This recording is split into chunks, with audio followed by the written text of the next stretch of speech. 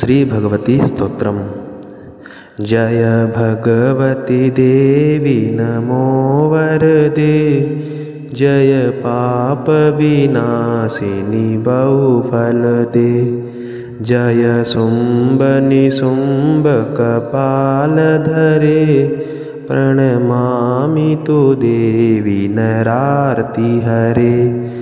जय चंद्र दिवाकर नेत्रधरे, जय पावक भूषित वक्त्रवरे, जय भैरव देह लीन परे, जय अंधक दैत्य विशोष करे, जय महिष विमर्दिनी शूल करे, जय लोक समस्तक पाप हरे, जय देवी पितामह विष्णुनुते, जय भास्कर शक्र शिरोवनते, जय षण्मुख सायुध ईशनुते, जय सागर गामिनी शंभुनुते, जय दुख दरिद्र विनाश करे,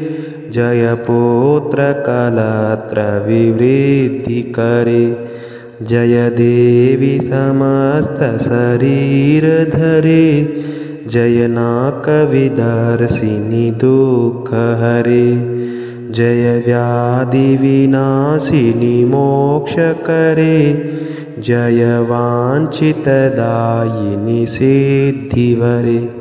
एतद्व्यासकृतं स्तोत्रं यः पठेन्यत शुचिः गृहे वा शुद्धभावेन प्रीता भगवती सदा।